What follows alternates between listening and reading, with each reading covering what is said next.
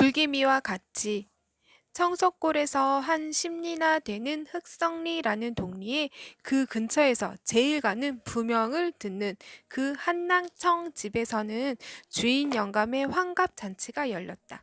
한난청은 한곡리의 강도사 집보다 몇 곱절이나 되는 큰 부자로 천석도 넘겨 하리라는 소문이 난 지도 여러 해나 되었다. 근리 동리를 호령하는 지주다. 근소를 한 마리나 잡아 엎었다더라. 읍내에서 기생하고 광대를 불러다가 소리를 시키고 줄을 걸린다더라. 인근 각처에 소문이 굉장히 퍼졌다. 청석골서도 그 집에 논을 하는 자긴들은 물론 갓을 빌려 쓰고 두루마기를 입은 늙은 축들이 10여 명이나 때를 지어 구경을 갔다. 여편네들도 풀을 세게 먹여서 버석거리는 치마를 뻗질러 입고 그 뒤를 따랐다. 소를 통으로 잡아 엎고 기생, 광대까지 놀린다는 것은 이 궁벽한 시골에서 구경거리에도 줄인 그네들에게 몇십 년에 한 번 만날지 말지 한 좋은 기회다. 떵기덕 떵떠러러 닐리리 닐릴리리리 쿵닥쿵. 항낭청 집 널따란 사랑마당 큰 느티나무 밑에는 차이를 치고 마당 양 귀퉁이에는 작수를 받치고 팔뚝 같은 굵은 참 빗줄을 팽팽히 캥겨 놓았는데 갓을 삐딱하게 쓴 늙은 풍압잡이들이 부, 장구, 피리, 젖대, 깡깡이 같은 제구를 갖추고 풍악을 잡히기 시작한다. 주인 영감이 큰 상을 받은 것이다. 덧문은 추녀 끝에 축혀단 큰 사랑 대청에는 군수의 대리로 나온 서무주임 이하 면장, 주재소 주임, 금융조합 이사, 보통학교 교장 같은 양복쟁이 귀빈들은 물론 이날 친척이 각처에서 구름같이 모여들어서 툇마루 끝까지 그득히 앉았다.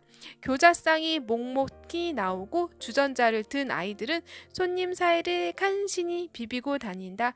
읍내에서 자동차로 사랑 노름에 불려온 기생들은 기생이래야 요릿집으로 팔려온 작부지만 인조견 남치마에 무릎을 세우고 앉아서 풍악에 맞추어 만수산 만수봉에 만년장수 일사온대 그물로 빚은 술을 만년배에 가득 부어 이삼배 잡수시오며 만수무강하오리다 하고 권주가를 부른다.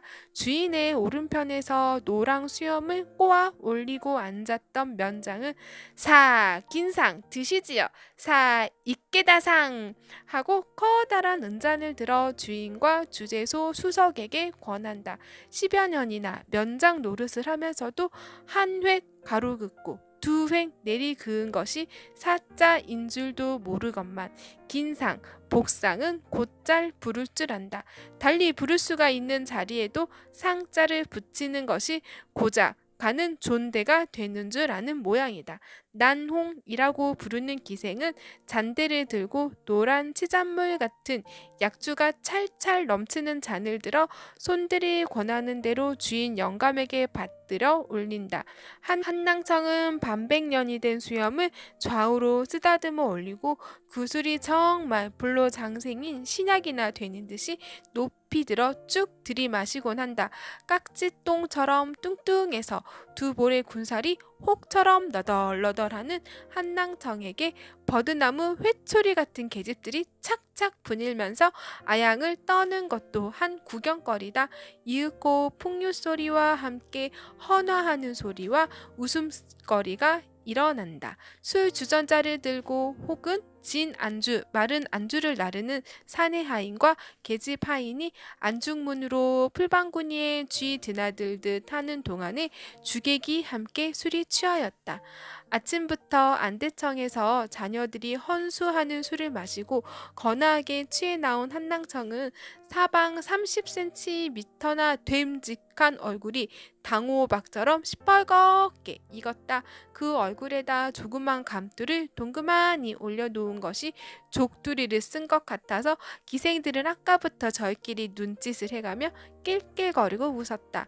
주인과 늙은 손들은 무릎 장단을 찌며 시조를 부르다가 서로 수염을 꺼두르며 희롱을 하기 시작했고, 체면을 차리고 도사리고 앉았던 면장도 분을 획박같이 뒤집어 쓴 기생들의 뺨을 손등으로 어루만지며 음탕한 소리까지 하게 되었다. 여봐라, 그네 어디 갔느냐? 한낭청은 위험 있게 불렀다. 뒤처져 온 손들의 주한상을 분별하던 큰아들이 올라와 두 손길을 마주 잡았다. 여민 동락이라니, 저 손들도 얼른 내다 먹여라. 취도록 먹여. 오늘 내 집에 술이야 떨어지겠느냐? 하고는 뜰 아래에 쭈그리고 앉고 혹은 멀찌감치 돌아서서 담배를 태우는 늙은 자긴들을 턱으로 가리키며 분부를 내렸다. 머슴들은 바깥 마당에다가 멍석을 쭉 폈다. 막걸리가 동이로 나오는데 안에서는 고기 굽는 냄새가 코를 찌르건만 그네들의 안주는 콩나물에 북어와 두부를 썰어놓고 멀겋게 끓인 지짐이와 시루떡 부스레기 뿐이다. 그러나 그것도 매 방앗간에 지난 밤부터 진을 치고 있던 장타력꾼들이 수십 명이나 와르르 달려들어 아귀 다툼을 해가며 음식을 집어들고 달아났다. 삼현육각이 잦은 가락으로 영산 회상을 아래고 광대가 막 줄을 타고 올라설 때였다. 구경꾼이 물결치듯 하는데 거의 5, 60명이나 됨직한 울망졸망한 아이들이 여선생의 인솔로 큰 대문 안으로 들어온다. 그 여선생은 영신이었다. 학원을 지으려는 데만 열중한 그는 그 전날도 기부금을 거두려고 30리 밖 장거리까지 갔다가 날이 저물어서 그곳 교인의 집에서 묵고 아침에 떠나서 오는 길에 서너집이나 들르느라고 점심때도 겨워서 흑성리 동구 앞까지 당도하였다. 청석골에서 아직도 담을 넘겨다 보며 글을 배우고 땅바닥에 글씨를 익히고 하던 아이들은 점심을 먹으러 가는 길에 최 선생이 오는 것을 신장로로 먼 발치로 보고는 예, 저기 우리 선생님이 오신다 한 아이가 외치자 여러 아이들은 선생님! 선생님! 하고 부르며 앞을 다투어 달려왔다. 여기저기로 흩어져가는 동무들까지 소리쳐 불러서 어느 틈에 30~40명이나 영신을 둘러쌌다. 비록 하루 동안이라도 떠나 있다가 타동에서 만나니까 피차에 몇 달 만에 얼굴을 대하는 것만큼이나 반가웠다. 영신이가 너희들은 먼첨들 가거라. 난 저 기와집에 댕겨갈 테니 하고 떼치려니까 아이들은 나도 가유 선생님 우리도 갈 테유 하고 뒤를 따른다. 영신은 그 집에 오늘 잔치가 벌어진 줄을 까맣게 몰랐건만 어른들에게 말을 들은 아이들은 선생님이 한 부잣집 잔치에 청좌를 받고 가는 줄만 여기고 속셈으로는 음식을 얻어먹으려고 길을 쓰고 대서는 것이다. 한낭청은 체면에 못 이겨서 또는 취중에 자기 손으로 500원이나 적었었다. 그런 지가 벌써 돌이 돌아오건만 요리조리 핑계를 하고 오늘날까지 한 푼도 내지를 않아서 요전번처럼 영신에게 창피까지 당하였다.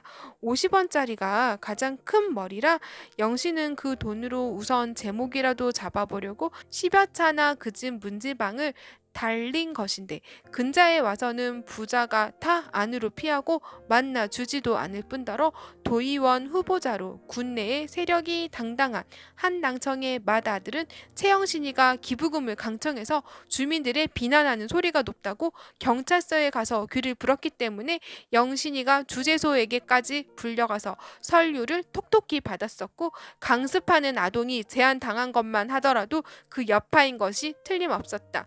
그럴수록 영신은 어디 누가 견디나 보자 하고 단단히 별려오던 터인데 가는 날이 장날이라고 하필 한낭청의 환갑날 또다시 찾아가게 된 것이다.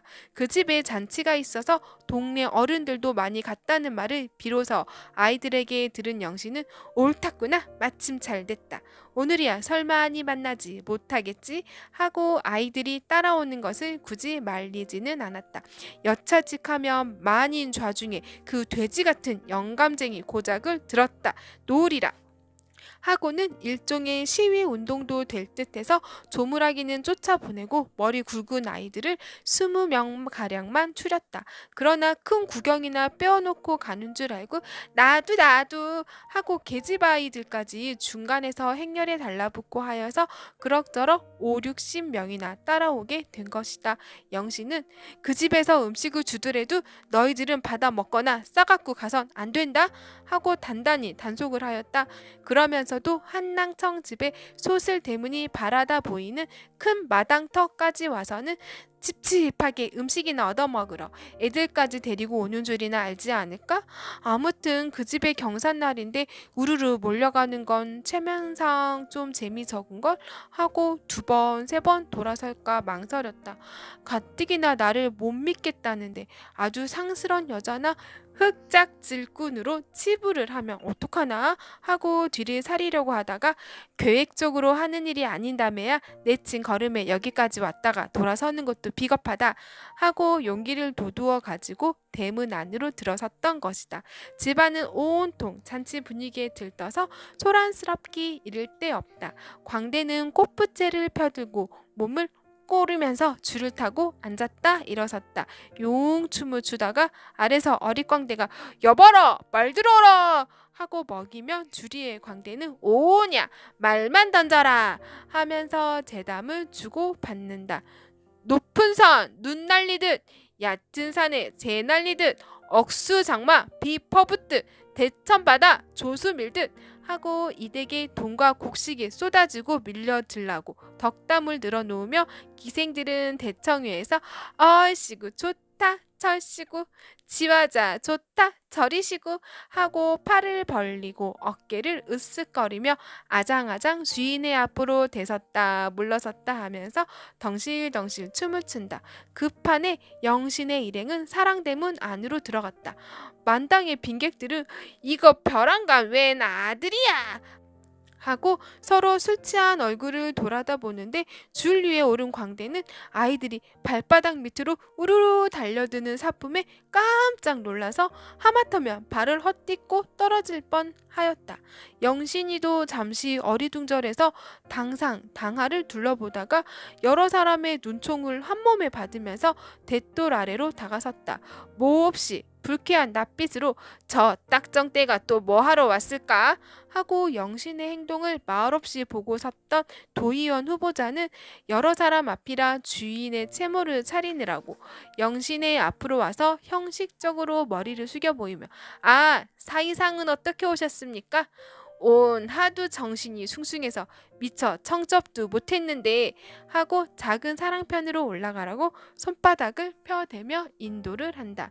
영신은 될 수 있는 대로 공손히 예를 하고는 네 고맙습니다. 올라가지 않아도 좋습니다. 하고 마주 굽실거리다가 큰 마루 위로 향해서 늙은 주인도 들으라는 듯이 우리는 불청객이오시다. 그렇지만 오늘 같은 경사스러운 날에 멀지 않는 동네에 살면서 주인 영감께 축하의 말씀 한마디도 안 드릴 수가 없어서 오는 길에 아이들까지 이렇게 따라왔습니다. 하고 만취가 된 한낭청을 똑바로 쳐다본다. 늙은 주인은 정신이 몽롱한 중에도 영신을 알아본 게 개게 풀린 눈자위로 마당 그득히 들어선 아이들을 내려다보더니 어허 귀한 손님들이로군. 저것들꺼정 내 환갑날을 어떻게 알았는고? 하고 수염을 쓰다듬으며 매우 만족한 웃음을 웃고는 큰애 걔 있느냐? 하고 위엄 있게 큰 아이를 불러 세우더니 아이들을 먹일 음식상을 차려 내오라고 명령한다. 아니올시다. 우리는 음식을 먹으려고 오질 않았습니다. 하고 영신은 손을 내저었다. 젊은 주인은 어쩐지 형세가 불온해서 속으로 적잖게 캥기건만 모처럼 이렇게 오셨는데 도무지 차린 게 변변치 않아서 하고 얼음얼음 하다가 돌아서며 저 숱한 애들을 멀다 노나 먹인담 하고 군소리를 하며 안으로 들어갔다. 마루 위에 손들이 파응이 된 것을 불쾌히 여기는 눈치를 채고 한낭청은 기둥을 붙들고 일어서며 아니 광대놈들은 뭘 하는 셈이냐 하고 역정을 낸다. 풍악 소리는 다시 일어나고 광대는 비실거리며 줄을 걷는다. 마당 가장자리에 쭉 둘러앉은 아이들은 광대가 줄을 타고 달리다가 뒷걸음을 섰다가 하는 것을 정신없이 쳐다본다. 그 중에도 계집애들은 간이 콩알만 해지는 듯 해그머니 저러다 떨어지면 어쩌나 하고 아슬아슬해서 손에 땀을 쥔다. 영신이도 광대가 줄을 타는 것을 처음 보아서 그 편을 쳐다보고 섰는데 이 집의 머슴들은 장타력꾼이나 머슴애들이 먹던 그릇을 말끔 몰아가지고 들어갔다. 조금 뒤에는 그 사발 대접을 부시지도 않고 고명도 없는 밀국수에 장국 국물을 찔끔찔끔 쳐 가지고 나와서는 그나마 두세 명에 한 그릇씩 안긴다. 그것을 본 영신은 크나큰 모욕을 느끼고 금세 눈에서 불이 나는 듯 두 손으로 허리를 짚으며 여보 우린 그런 음식 안 먹소 하고 꾸짖듯하고는 머슴들의 앞을 딱 가로막아 섰다. 어떤 아이는 일러준 말을 잊어버리고 국수 그릇에 손을 내밀다가 움찔하고 선생의 눈치를 살핀다. 아, 왜 이러시나요? 준비한 건 없지만 주인 된 사람이 무언하군요. 젊은 주인은 영신이 기색이 심상치 않은 것을 보고 얼더듬는다. 그 태도는 기부금을 못 내겠다고 버티던 때와는 딴판이다.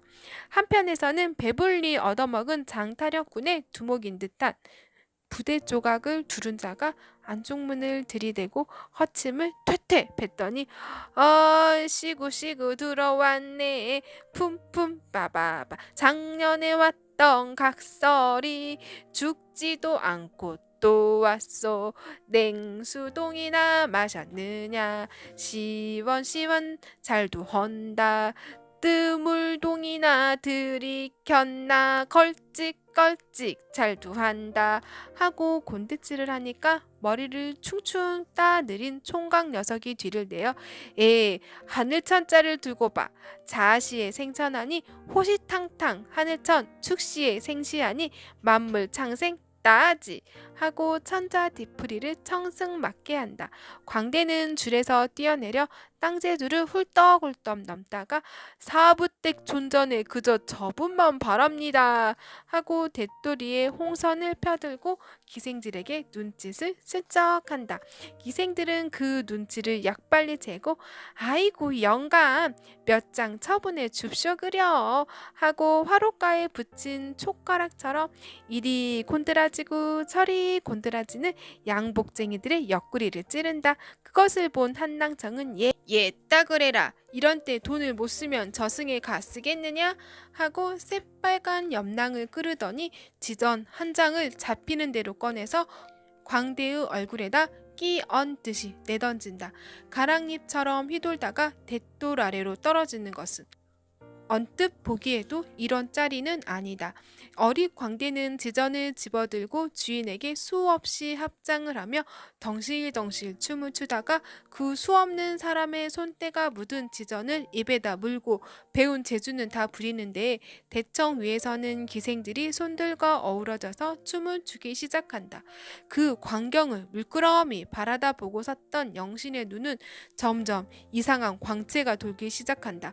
한낭청은 처백에 붙이게 되어 비틀거리며 안으로 들어가다가 아이들이 그저 마당에 가 쭈그리고 앉은 것을 보고 혀 꼬부라진 소리로 쟤네들이 왜 저러고 앉았느냐 하고 화경이 된 것 같은 두 눈에 흰자위를 굴리며 영신을 내려다본다. 영신은 마당 한복판으로 썩 나섰다. 우리들이 댁에 뭘 얻어먹으러 온 줄 아십니까? 그 목소리는 송곳 끝 같다. 그럼 뭘 하러 왔노? 돈을 하도 흔하게 쓰신다길래 여기 손수 적어주신 기부금을 받으러 왔습니다.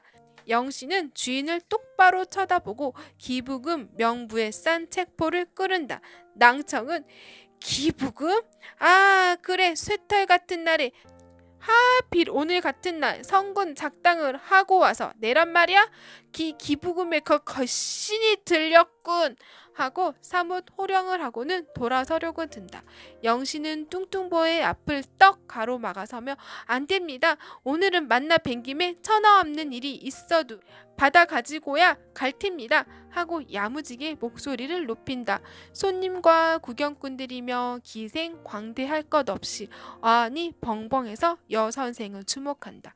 영신은 마당 가득 찬 여러 사람을 향해서 여러분, 이런 공평치 못한 일이 세상에 있습니까? 어느 누구는 자기 환갑이라고 이렇게 질탕이 노는데 배우는 데까지 굶주리는 이 어린이들은 비바람을 가릴 집 한 칸이 없어서 그나마 길바닥으로 쫓겨났습니다. 원숭이 새끼처럼 담이나 나뭇가지에 매달려 글 배우는 인내를 내고요. 저 조그만 손가락이 손톱에 닳도록 땅바닥에다 글씨를 씁니다. 하고 얼굴이 새빨개지며 목구멍에 피를 끓이는 듯한 어조로 여러분, 이 아이들은 도대체 누구의 자손입니까? 눈에 눈물이 있고 가죽 속에 붉은 피가 도는 사람이며 그 술이 차마 목구멍으로 넘어갑니까? 기생이나 광대를 불러서 세월 가는 줄 모르고 놀아도 이 가슴이 양심이 아프지 않습니까? 하고 부르짖으며 저의 안가슴을 주먹으로 친다. 손들은 도가 넘도록 취했던 술들이 당장에 깬 듯 서로 얼굴만 쳐다보는데 한낭청은 어느 틈에 안으로 피해 들어가고 젊은 주인은 영신의 앞을 막아서며 사이상 제 선생은 이거 어느새 망령이시구려. 오늘 같은 날 참으시지요. 일이 잘못됐으니 그저 참아주세요. 그 돈은 저녁 안으로 꼭 보내드리리다. 하고 말씨가 명주 고름 같아지며 머리를 수없이 숙여 보인다. 영신은 흥분을 가라앉히느라고 숨만 가쁘게 쉬고 섰는데 처음부터 노마루 한 구석에 앉아서 영신의 행동을 노리고 내려다보던 주재소 수석의 눈은 점점 날카롭게 빛났다. 그날 저녁부터 일주일 동안이나 영신은 경찰서 유치장 마룻방에서 새우잠을 잤다. 본서까지 끌려가며 구류를 당하던 경과며 그 까닭은 오직 독자의 상상에 맡길 뿐이다. 동혁은 청속거리 가보고 싶었다. 날이 가고 달이 바뀔수록 사랑하는 사람과 그가 활동하는 모양이 보고 싶었다. 날마다 이 일 저 일에 얽매여서 잠자는 시간밖에는 공상할 틈조차 없기는 하지만 일을 하다가도 길을 걷다가도 문득 영신의 생각이 나면 손을 쉬고 발을 멈추고 넋을 잃은 사람처럼 멍하니 하늘을 쳐다보는 습관이 부지중에 생겼다. 그가 꿈결같이 다녀간 지가 언제이던가 하면 적어도 4, 5년은 된성 싶었다. 편지만은 끊임없이 내왕이 있었는데 최근에는 웬일인지 열흘이 훨씬 넘도록 영신의 소식이 끊어져서 여간 궁금이 지내지를 않았다.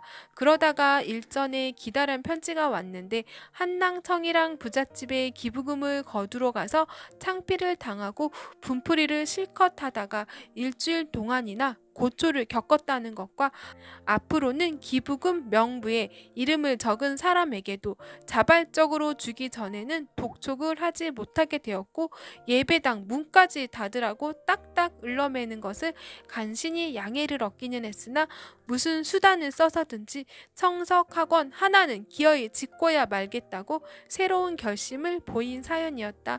그러면서도 한번 구경이라도 와달라는 말은 비치지도 않았다.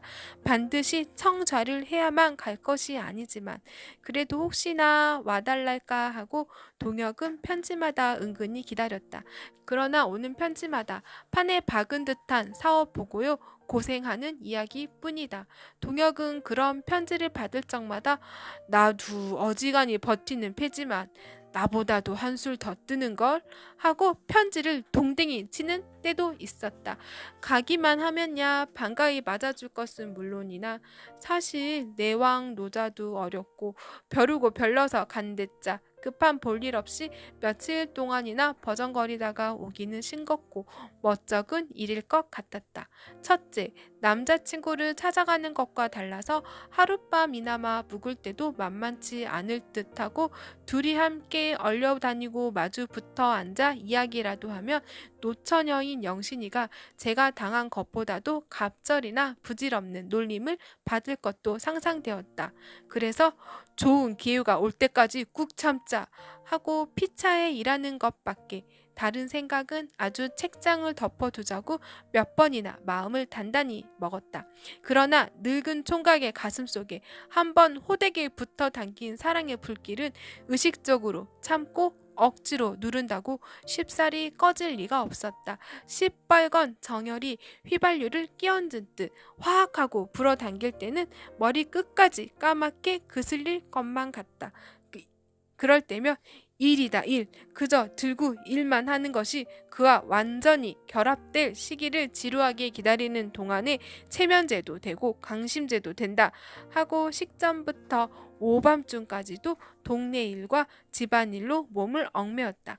돈 있는 집 자식들이 몸뚱이가 아편쟁이처럼 비비 틀리도록 무료한 세월을 술과 계집 속에 파묻혀서 보내려고 드는 것처럼.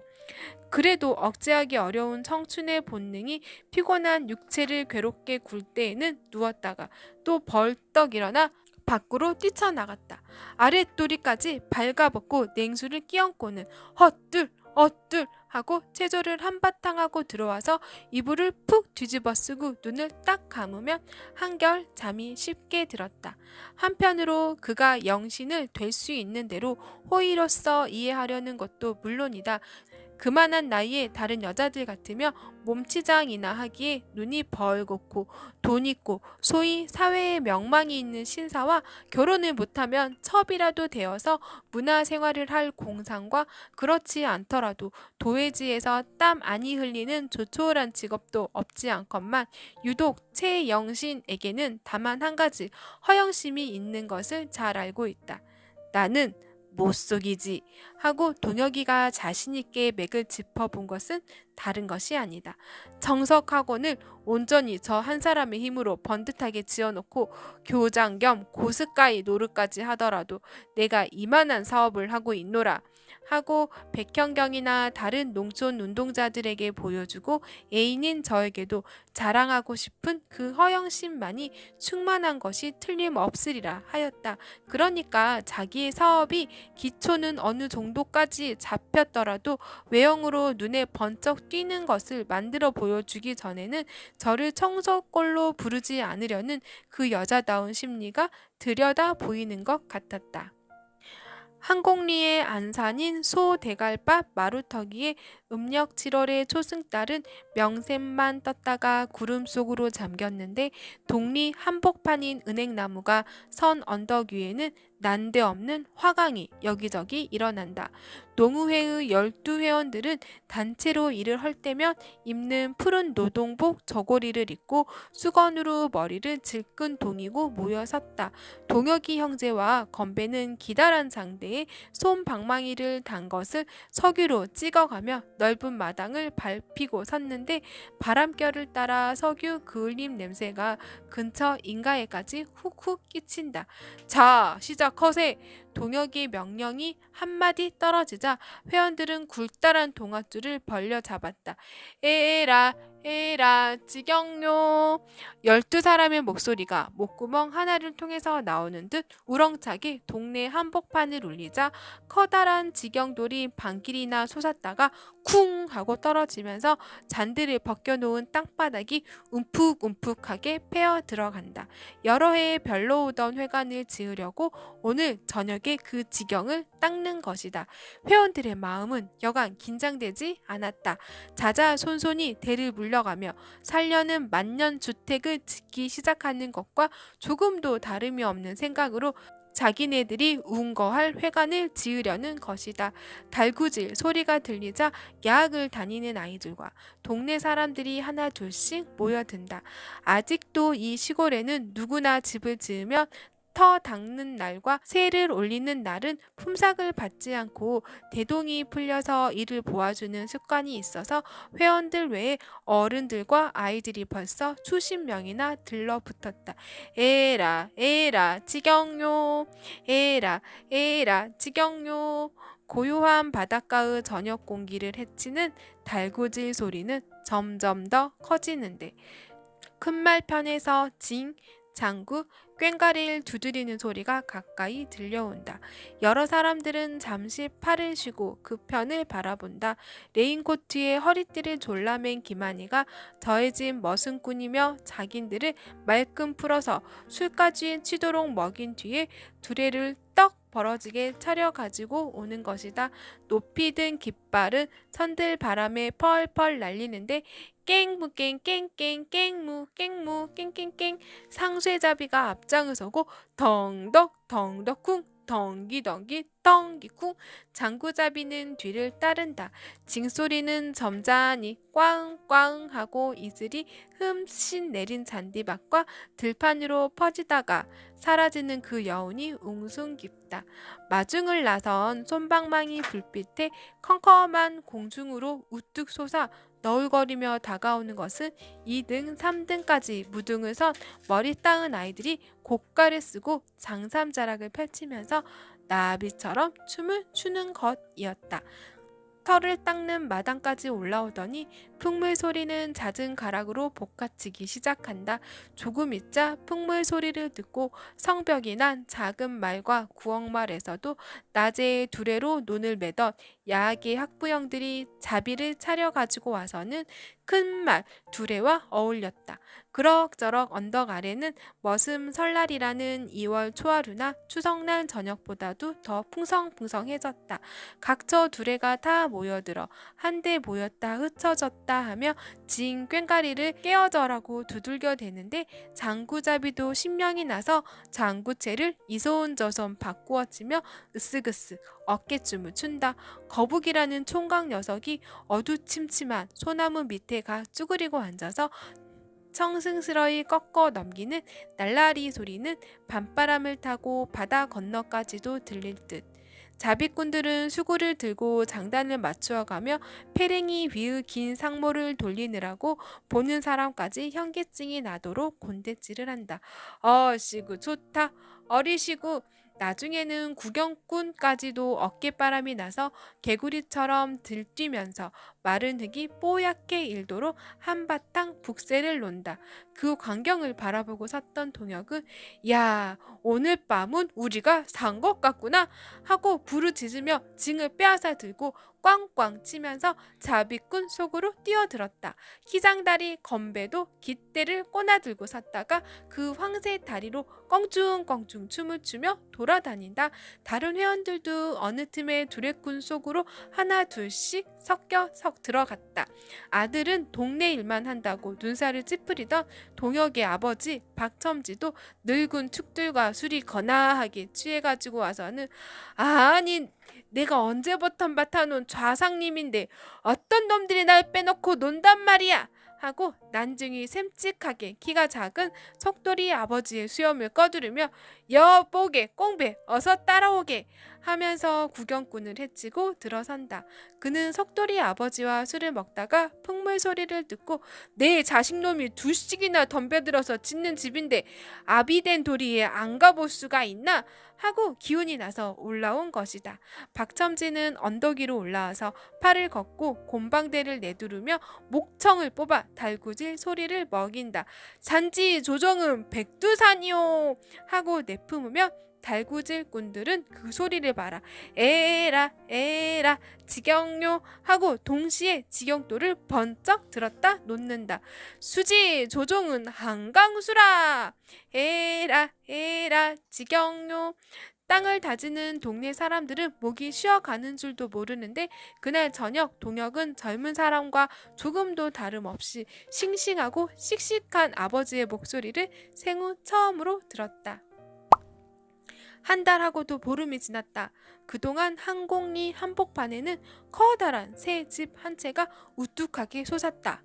커다랗다고 해야 두 칸 겹으로 폭이 10칸쯤 되는 창고 비슷한 엉성한 집이지만 이 집 한 채를 짓기에 회원들은 7월 염천에 하루도 쉬지 않고 불개미와 같이 일을 하였다. 커다랗다고 해야 두 칸 겹으로 폭이 10칸쯤 되는 창고 비슷한 엉성한 집이지만 이 집 한 채를 짓기에 회원들은 7월 염천에 하루도 쉬지 않고 불개미와 같이 일을 하였다. 논에는 아시 2번, 호미질과 만물까지 하였고 이제는 피살이만 하면 힘드는 일은 거의 끝이 난다. 그동안의 한 달 반쯤은 농군들이 추수를 할 때까지 숨을 돌리는 농한기다. 그 틈을 이용해서 농우회관을 지은 것이다. 엄브렁하게나마 거의 20평이나 되는 집을 얽어 놓는데 그 건축비가 불과 몇십원 밖에 들지 않았다면 누구나 놀라지 않을 수 없을 것이다. 그러나 그것이 사실이라 회원들끼리 거의 3년 동안이나 농사를 지어 모은 것과 술, 담배를 끊는 대신으로 다달이 얼마씩 저금한 것과 또는 돼지를 치고 이용 조합에서 남은 것을 저리로 놓은 것을 걷어 모으면 거의 500원이나 된다. 이발부의 수입은 모았다가 독리서 공동으로 쓸 솜틀을 70여 원이나 주고 샀고 포페 조합을 만들어서 회원은 다 여자인데 앞바다 건너 안섬에다 2년 작정을 하고 굴을 번식시킨 뒤에 조합원끼리 따먹고 장에 갖다 파는 권리를 가지는 것. 불갑을 소용이 되는 조그만 나룻배를 40원가량 들어서 지은 것밖에는 한 푼도 쓰지 않은 채 있었다. 그들 중에서 이 회관을 짓는 데는 50원도 다 들이지를 않았던 것이다. 첫째, 기지가 민유지라 땅값이 안 들었고 제목은 단단해서 썩지도 않는 밤나무, 참나무, 아카시아 나무 같은 것을 회원들의 집 앞이나 맷갓에서 베어왔고 수작목은 오동나무와 미루나무를 썼는데 영치기 하고 회원들끼리 목도질까지 해서 운반을 했으니 돈이 들 게 없었다. 털을 닦고 주춧돌을 박는 것부터 자귀질, 톱질이며 내 울거미를 짜서 일으켜 세우고 새를 올리고 외가지를 얽고 토역을 하는 것까지 전부 회원들의 손으로 하였다. 이형을 엮을 집도 농우회에서 연전부터 유념해 두었었는데 여러 사람의 입에 혀같이 봉죽을 들었거니와 회원 중에 석돌이는 원체 지위, 목수, 지위의 아들인데다가 눈썰미가 있어서 수장은 물론 문짝까지 제 손으로 짜서 달았다. 품삯이라고는 한 푼도 안 들었지만 다만 화방 밑에 콘크리트를 하는데 쓰는 양회와 못이나 문골이며 배목 같은 철물만은 할 수 없이 돈을 주고 사다가 썼다. 그래서 다른 사람의 손을 빌리지 않고 거의 2달 동안이나 12사람의 회원들이 땀을 흘린 기념탑이 우뚝하게 서게 된 것이다. 그러나 서투른 목수와 토역장이들이 얽어 놓은 집이라 장마를 치르고 나니까 지붕이 새고 벽이 허물어져서 곰일을 하느라고 동혁이도 몇 번이나 코피를 쏟았다.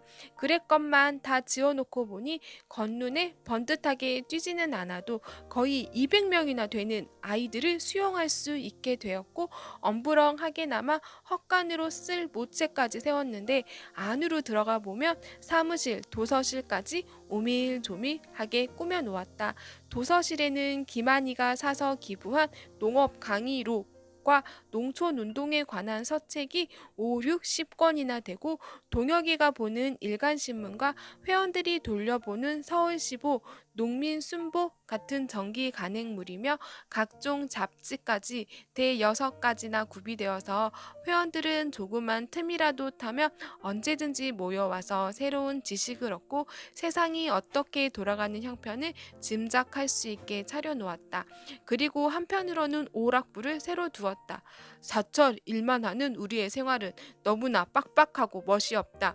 좀 더 감정을 윤택하게 하고 모두 함께 즐기는 기회도 적어서 활기를 돋우려면 적어도 한 가지 통일된 음악이 필요하다는 견지에서 건배가 주장을 한 것이다.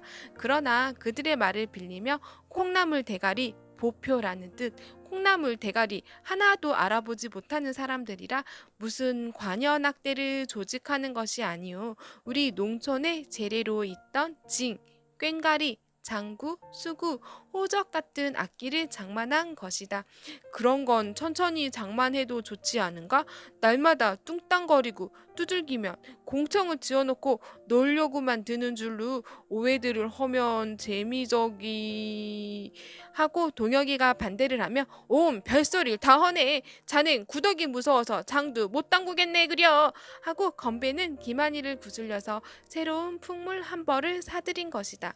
그래서 회원들끼리만 자비꾼이 되어서 노는 방식을 개량하고 두레를 노는 것까지도 통제를 하게 되었다. 자, 우린 이젠 낙성연을 해야지. 추념이라도 내서 내일 하루만 실컷 놀아보는 게 어떤가? 그렇고 말고 이세 저세 해도 먹새가 제일이라네. 우리가 2달 동안이나 집에 일을 내버려 두고설라 그 떼약볕에서 죽도록 일을 했는데 하루쯤 논다고 누가 10일 허겄나? 여보게 우리끼리만 암만 공론을 하면 소용이 있나? 우리 대장한테 하루만 술을 트자고 졸라보세. 건강 깽이루야 신병이 나야지. 애당초에 그런 말은 비치지도 말게 일전에 동화가 또 몰래 주막일 갔다가 성님한테 단단히 혼이 났다네. 얼굴이 새까맣게 그을다 못해서 오지 그릇처럼 반들반들해진 회원들이 회관 환 모퉁이에 모여 앉아서 새로 사온 풍물을 두들겨 보다가 낙성연을 한 음모를 한다. 저녁 때였다. 찌는 듯 하던 더위가 한 걸음 물러서고 축동한 미루나무에 스르라미 소리가 제법 서늘하게 들린다. 회원들은 서태도 할 겸 하나 둘씩 은행나무 아래로 내려가서 새벽한 흙이 채 마르지도 않은 집을 쳐다보고 앉았다. 그 집을 바라보는 그들의 기쁨은 형용할 수 없을 만큼이나 컸다. 힘만 모으면 무슨 일이든지 되는구나. 땀만 흘리면 그 값이 저렇게 나타나고야 만다. 그네들은 회관집 한 채를 짓는데 단결의 힘이 얼마나 크다는 것과 또 노력만 하면 그 결과가 작으나 크나 유용하게 나타난다는 것을 비로소 체험한 것이다. 동시에 움집 속에서 또는 남의 집 머슴사랑에서 구차히 모이던 때를 생각하니 실로 무량한 감개가 끌어올랐다.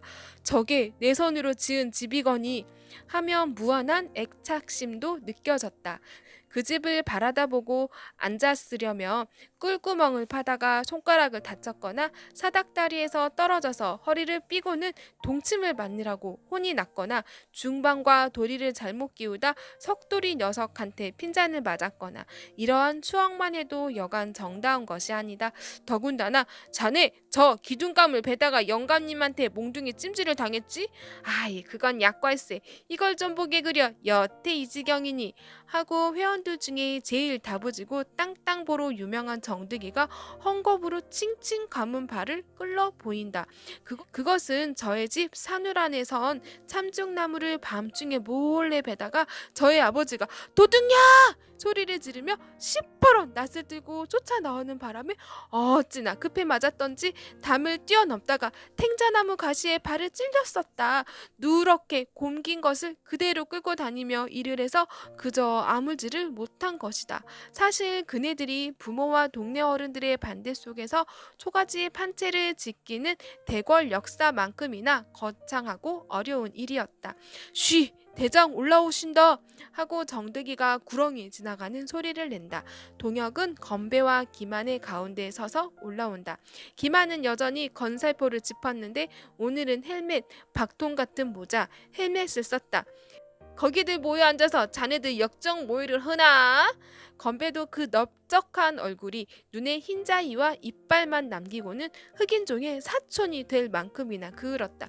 아닌 게 아니라 우리끼리 무슨 비밀한 공론을 했는데요 하고 석돌이가 세 사람의 눈치를 번갈아 본다. 무슨 공론? 동혁은 녹립을 벗어 던지며 은행나무 뿌리에 가 걸터 앉는다. 응달에서만 지낸 기만의 얼굴과 비교해 볼 때 동혁의 얼굴도 더 한층 그은 것 같다. 손바닥이 부르터서 밤콩만큼씩한 목이 박혔고 손톱은 뭉툭하게 달았다. 저 하고 석돌이가 뒤통수만 긁적거리니까 왜? 목들이 컬컬한 게지? 동혁의 말이 떨어지기가 무섭게 그렇잖아도 하고 이번에는 칠룡이가 응원을 한다.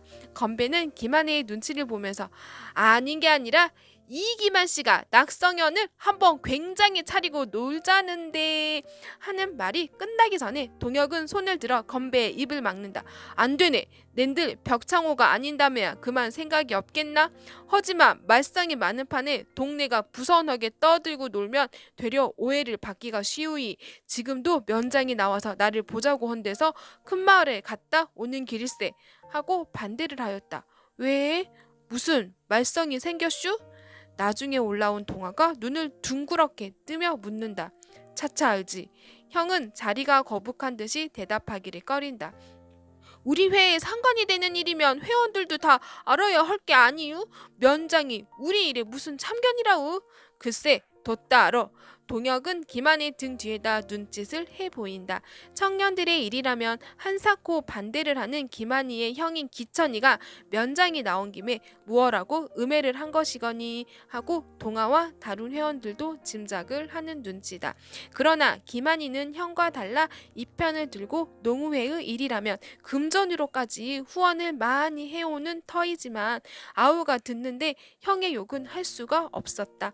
또는 경우에 따라서는 초록은 동색이라고 저의 집에 이해 관계가 되는 일이면 형에게 무어라고 연통을 하는지도 몰라서 항상 경계를 하고 있는 터이다. 동혁은 기천의 집에 다녀오는 길에 건배와 김한이를 만나서 같이 오기는 했어도 그들에게는 그 내용을 말하지 않았다. 건배는 탕탕 대포를 잘 놓는 대신에 말이 해퍼서 비밀을 지킬 만한 일은 들려주기를 삼가지 않을 수 없었다. 회원들은 무슨 일이 단단히 생겼나 보다 하고 불안을 느끼면서도 더 재우쳐 묻지를 않고 낙성하는 날 술 한 잔도 못 먹게 하는 동혁이가 원망스러운 듯이 쳐다보다가 애매한 붓과 장구만 두드린다. 김한이도 그 눈치를 챘건만 이런 경우에 아무 말도 안 하는 것은 도리어 여러 사람에게 오해를 살 듯도 해서 그런데 센세이, 선생, 센세이가 또 뭐래? 하고 들이대고 묻는다. 그래도 동혁은 그까짓 건 알아 뭐하우? 우린 우리가 할 일이나 눈 딱 감고 하면 고만이니까 하고 역시 자세한 말대답하기를 피한다. 김한이는 자리가 거북하니까 꽁무니에다가 손을 찌르고 간다는 말도 없이 슬금슬금 언덕 아래로 내려간다. 제가 하는 일을 반대하고 양반도 못 알아보는 발칙한 놈들과 얼러다니며 돈을 쓰고 한다고 눈에 띄기만 하면 얼굴에 핏대를 올리며 야단을 치는 저의 형이 면사무소나 주재소까지 가서 무엇라고 쏘개질을 하고 온 것만은 묻지 않아도 짐작할 수가 있었던 것이다. 아무튼 농우회관을 짓게 된 뒤부터 가뜩이나 시기심이 많은 기천이가 두 눈에 쌍심지가 돋아서 그 태도가 부쩍 악화된 것만은 사실이었다. 동혁이가 입을 꽉 다물어 버리니까 다른 회원들도 어떠한 예감을 느끼면서도 말이 없다. 건배는 무슨 일인지 저기 좀 다녀옴세 하고는 김한이의 뒤를 따라서 내려갔다. 조그만 일에도 궁금이 나면 안절부절을 못하는 성미라 동혁이가 말을 하지 않으니까 혹시 김한이에게 들을 이야기나 있나 하고 그 속을 떠보려고 따라가는 눈치였다. 동혁은 한참이나 꿈쩍도 하지 않고 창호지로 새로 바른 들창이 석양에 눈이 부시도록 반사하는 회관을 쳐다보면서 무슨 생각을 골똘히 하다가 회원들을 돌아다 보며 우리 낙성식도 못해서 피차에 섭섭한데 그 대신 뭘 기념될 일이나 해볼까? 하고 벌떡 일어선다. 무슨 일요? 하고 회원들의 얼굴에서는 간신히 오늘 하루나 쉬려는데 또 무슨 일을 하자누 하는 표정을 역력히 읽을 수 있었다. 그저 괭이하고 사포구만 들고서 나만 따라 들어오게나 하고 동혁은 회관으로 올라가서 지붕을 이을 때면 쓰던 사닥다리를 둘러매더니 산등성이를 넘는다. 회원들은 뭣도 모르고 동혁의 뒤를 따랐다. 날이 어둑어둑해지고 매미 쓰르라미 소리도 점점 옅어질 무렵에는 회관 앞마당에 턱 어울리도록 두 길, 세 길이나 되는 나무가 섰다. 전나무, 향나무, 사철나무 같은 겨울에도 잎사귀가 떨어지지 않는 교몽만 골라서 봄이나 가을에 심어야 잘 산다고 고집을 하는 회원들의 반대를 무릅쓰고 파다가 심은 것이다. 그것은 동혁이가 근처를 돌아다니며 미리 보아두었다가 나무 주인에게 파다 심을 교섭까지 해두었던 싱싱한 나무들이었다. 새로운 회관에 들게 되는 날 아침에 동혁이가 부는 나팔 소리는 더 한층 세대고 씩씩하였다. 조기 회원들이 어뜨 어뜨 하고 체조를 하는 소리도 애향가의 합창도 전날보다 갑절이나 우렁찬 것 같았다. 새 집을 구경도 할 겸 새로 닦아놓은 운동장에 체조를 하는 바람에 그동안 게으름을 부리던 조기 회원들도 전부 다 오고 타동에서 온 구경꾼도 5, 60명이나 빽빽하게 찼다. 아무에게도 낙성식을 한다고 광고를 한 것도 아니요. 건배는 무슨 일이든지 크게 벌을 짚고 뒤떠들려고만 든다고 동혁이와 의견 충돌까지 되었지만 오늘 아침만은 누구나 은연중에 농우회관의 낙성식을 거행하는 기분으로 모인 것이다. 그래서 여러 사람은 평소와 같이 조기회가 끝난 뒤에도 헤어지기가 섭섭한 듯이 어정버정하며 동혁을 바라본다. 그 눈치를 챈 건배는 여보게 회원도 더 모집해야 할 텐데 여러 사람이 모인 김에 연설 한마디 허게 그려 하고 동혁의 옆구리를 찌른다. 그건 선전부장이 할 일이지 왜 나더러 하라나 하고 동혁이가 사양을 하니까 건배는 그 말을 못 들은 채 하고 회관 정문 앞으로 나서더니 여러분 잠깐만 기다려 주시오. 지금 이 회관을 짓자고 맨 먼저 발설을 했고 우리들을 헌신적으로 지도해주는 박동혁 군이 여러분께 한 말씀 드리겠습니다 하고 공포를 하고 나서는 인젠 말을 하든지 말든지 나는 모른다는 듯이 슬그머니 자리를 비껴선다. 운동장에서는 박수 소리가 일어났다. 동혁은 잠시 머뭇거리다가 너 어디 두고 보자는 듯이 건배의 뒤통수를 흘겨보고는 회원들의 앞으로 나섰다. 엄숙한 태도로 여러 사람의 긴장된 얼굴을 둘러보다가 준비 없는 말씀을 드리게 됐습니다. 하고 한마디 하고 나서 등 뒤에 회관을 가리키며 이만한 집 한 채를 얽어 놓은 것이 결코 자랑할 거리는 되지 못합니다. 그렇지만 이 집을 지으려고 여러 해를 두고 별로 오다가 오늘에야 낙성을 하게 된 것을 여러분도 함께 기뻐해 주십시오. 다만 한 가지 자랑하고 싶은 것은 이 집은 연재 가락 하나 집 한 단까지도 회원들이 가져온 것이요.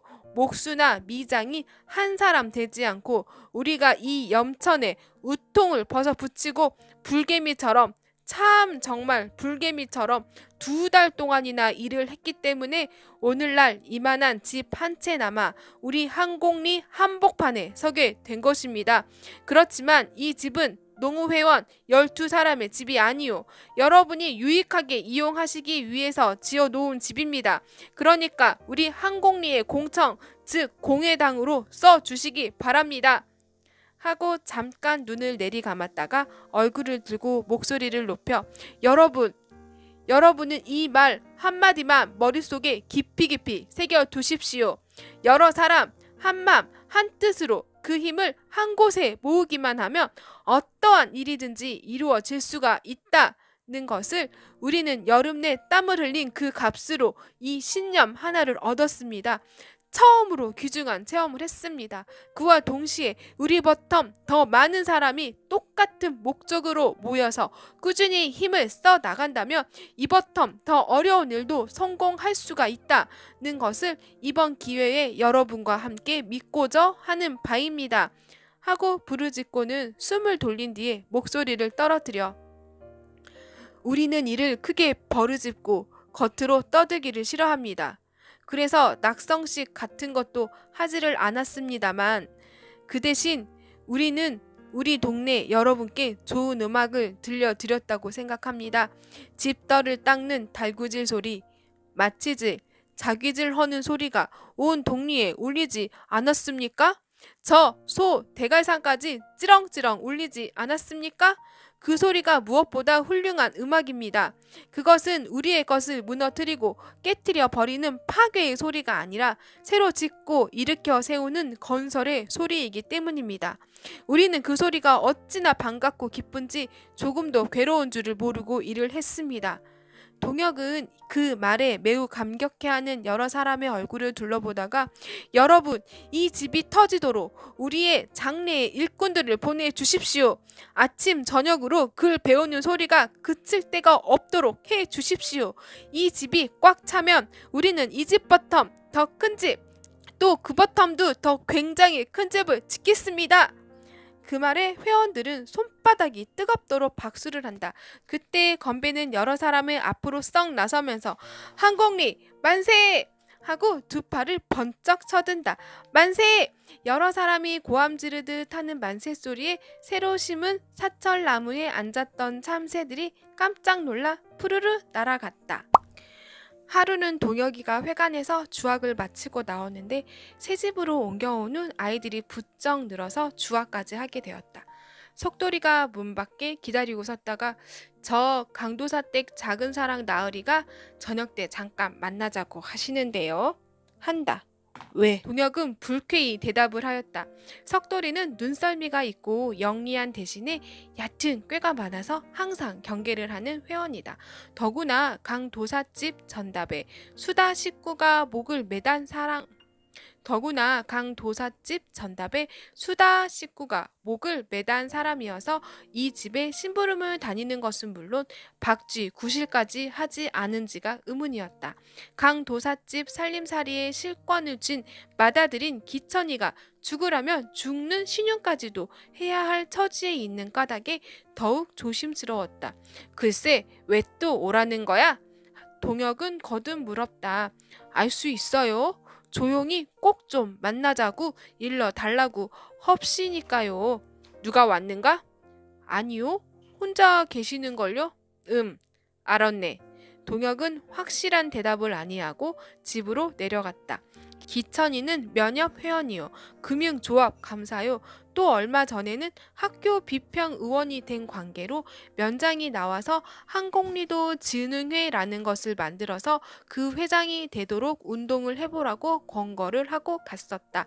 기천은 명예스러운 직함 하나를 더 얻게 된 것은 기쁘나 군청이나 면소에서 시키는 대로 무슨 일이든지 하는 채 해야만 저의 면목이 서겠는데 제가 수족같이 부릴 만한 청년들은 말끔 동혁의 가마를 받고 그의 지도 밑에서 한 몸뚱이와 같이 움직이고 있으니 저는 개밥에 도토리 모양으로 따로 배져놨다. 저의 집에 논을 하고 돈을 쓴 낯살 먹은 자긴들 같으면 마구 내리 누르고 우격다짐으로 해도 그저 잡아 잡수하고 꿈쩍도 못하지만 나이 젊고 혈기 있는 그 자질들은 까실까실해서 당초의 말을 들어먹지 않는다. 워낙 기천이가 대를 물려가면서 고리대군과 장리벼로 독리 백성들의 고열을 빨아서 치부를 하였고 주독으로 간이 부어서 누운 강도사는 지금도 제 버릇을 놓지 못한다. 당장 망나니의 칼에 목을 베이려고 업혀가는 도둑놈이 포도군사의 은동곳을 이빨로 뽑더라는 격으로 여전히 크게는 못해도 박물장수나 어리장수에게 몇 원씩 내주고 오픈 변으로 갉아 모아서는 기직자리 밑에다가 깔고 눕는 것이 마지막 남은 취미다. 몇 해 전까지도 아들만 못지않게 호색을 해서 주막에 갈보, 행랑계집 할 것 없이 잔 돈푼으로 낚아들여서는 대낮에 사랑 덕문을 닦기가 일수더니 운신을 못할 병이 든 뒤에야 그 버릇만은 놓을 수밖에 없게 되었다. 저 혼자 사람의 뼈다귀인 것처럼 양반 자세가 대단해서 적실 인심을 한 터이라 새로운 시대에 눈을 뜨기 시작한 청년들은 기천이만 눈에 띄며 무슨 노린내가 나는 짐승처럼 얼굴을 돌리고 슬금슬금 피한다. 그 중에도 성미가 부푼 동안은 저놈의 발딱제 치고 당기는 대가리는 여불없이 약오른 독사뱀 같더라. 하고 먼발치로 눈에 띄기만 해도 외면을 해버린다. 그 아우는 노세라고 놀리기는 하면서도 그래도 기만이는 강가에 중시조지 하고 간신히 사람 대우를 하지만 또 무슨 얌치 빠른 소리를 헐려누? 하고 동혁은 집으로 돌아와서도 기천이를 보러 갈 마음이 내키지 않았다. 동화가 자꾸만 묻고 건배까지 왜 혼자만 꿍꿍이 셈을 치나 하고 궁금히 여기는 일은 다른 것이 아니다. 면장이 왔던 날 기천이는 술상을 차려놓고 동혁이를 청하였다. 그날은 면장 앞이라 그런지 평소처럼 점잖을 빼고 사람을 깔보는 태도를 보이지 않으려고 애를 쓰면서 이 박군이야말로 참 대표적으로 건실한 우리 동지입니다. 이번 그 회관집만 허드레도 이 사람이 혼자 지은 거나 다름이 없으니까요. 하고 새삼스러이 동혁을 소개하였다. 소개가 아니라 이러한 모범 청년이 제 수하에서 일을 한다는 태도였다. 동혁은 동지라는 말을 기만이 입에서 들을 때보다도 더 구역이 나서 입에도 대지 않은 술잔을 폭삭 엎어 놓았었다. 그래도 기천이가 연방 동지를 찾으면서 하는 말을 종합해보면 면장께서 바쁘신데도 일부러 나오신 건 다름이 아니라 우리 동네도 진흥회를 실시해야 되겠는데 내야 어디 그런 일을 아는 사람인가? 허니 자네들이 힘을 좀 빌려줘야겠네. 자네야 중요한 여건이 돼줄 줄 믿지만 다른 젊은 사람들도 다 함께 회원이 돼서 일을 해보도록 허세 하고 애가 말라서 간청을 하는 것이었다. 동혁은 생각해볼 여지도 없이 난 할 수 없어요. 우리 농우의 일만 해도 힘이 벅찬데 한 몸으로 두 가지 일은 도저히 할 수 없세다 하고 딱 잡아떼고 일어섰다. 동혁이가 이번에는 버티고 가지를 않으니까 기천이는 호줄장처럼 명함을 들려 집으로까지 머슴을 보낸다. 아, 작은 사랑 나으리께서 꼭 좀 건너오래유. 안 오면 이리로 오시겠다고 그러세요. 하고 머슴에는 어서 일어나기를 재촉한다. 기천이는 면여부원이 되던 날 아침에 행랑사람과 머슴들을 불러세우고 오늘부터는 서방님이라고 그러지 말고 나으리라고 불러라 하고 일장에 훈시를 하였던 것이다. 동혁은 중문간 문지방에 걸터 앉아서 입맛을 다시다가 저녁 먹고 건너간다고 가서 그러게 해서 머슴을 보냈다. 가고 싶은 생각은 손톱 끝만큼도 없지만 집으로까지 찾아온다는 것이 싫어서 감하고 한 것이다. 저녁 뒤에 그는 말대답할 것을 생각하면서 큰 말로 발길을 옮겼다. 대문간에 들어서는데 작은 사랑 툇마루에서 아 그래 쬐깐 녀석이 명색이 뭐길래 내가 부른다는데 냉크모지를 못한대드냐 하고 그 되바라진 목소리로 머스매를 꾸짖는 소리가 똑똑히 들렸다. 동혁은 나 여기 대령했소 하는 듯이 바로 지척에서 으흠 하고 기침을 하고 저녁 잡수셨어요? 하고 들어섰다.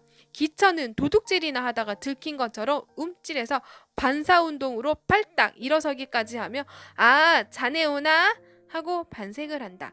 그 푼푼치 못하게 생긴 얼굴을 횃배 앓는 사람처럼 잔뜩 찌푸리고 있다가 뜻밖의 동혁이와 마주치는 순간 금세 반가운 낯빛으로 표변하는 표정, 근육의 민첩한 움직임은 여간한 배우로는 흉내를 못 낼 것 같다.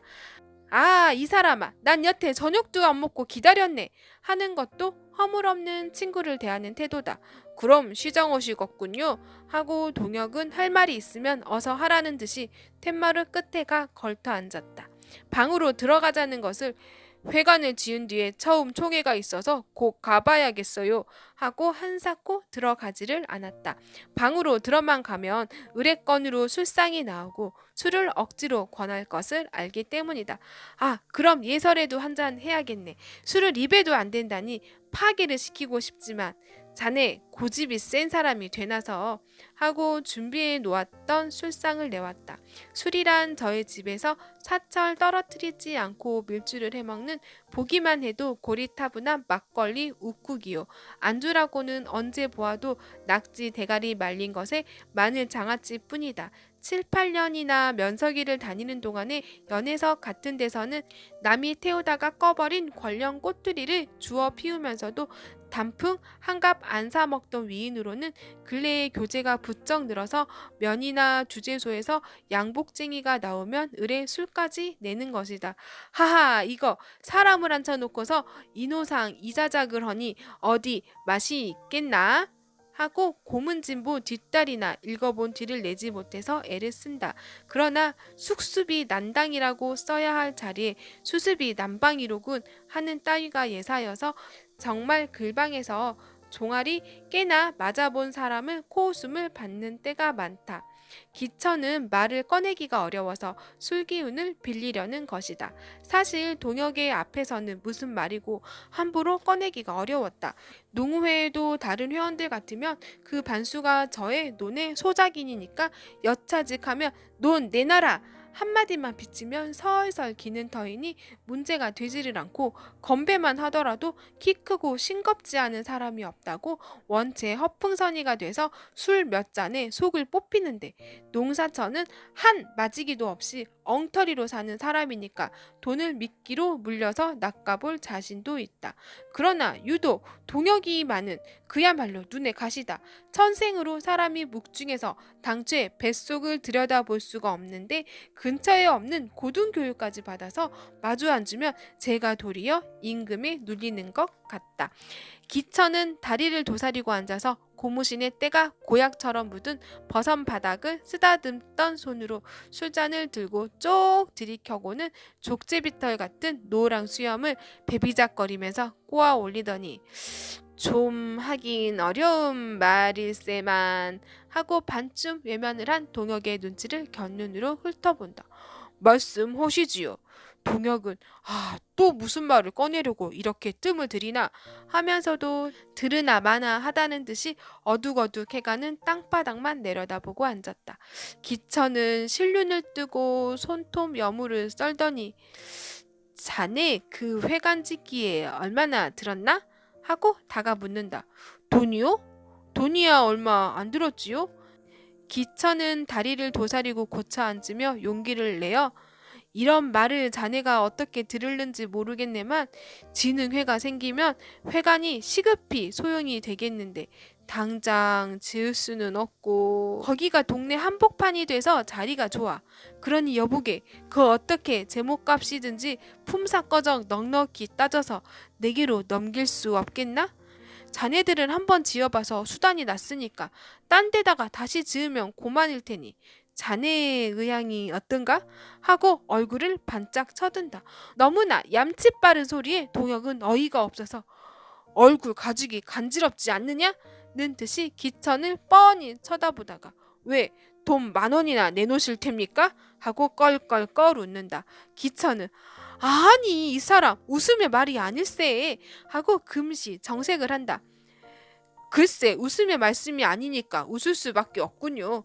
동혁은 별이 반짝이기 시작한 하늘을 우러러 다시 한번 허청 웃음을 웃었다. 허허 이 사람 그래도 웃네 그려.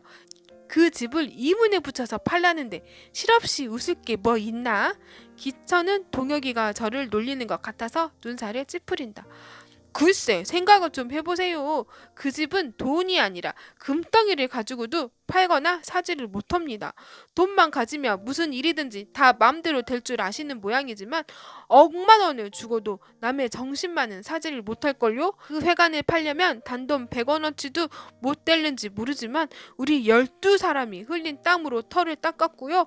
붉은 정성으로 쌓아놓은 기념탑이니까요. 우리 손으로 부셔버린다면 모르지만 다른 사람은 아무도 그 집에 손가락 하나 대지를 못합니다.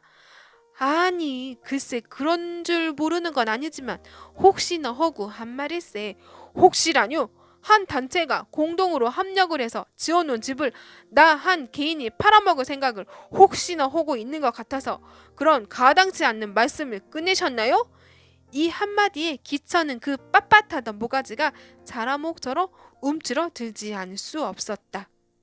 기천은 두 눈만 깜짝깜짝하고 담배를 붙여 물었다 비벼 껐다 하며 속으로 안간힘만 쓰고 앉았다. 돈으로도 굴레를 씌울 수 없는 이 젊은 녀석을 어떻게 하면 꼼짝 못하게 올가 넣을까? 하고 벼르고 있는 것이다.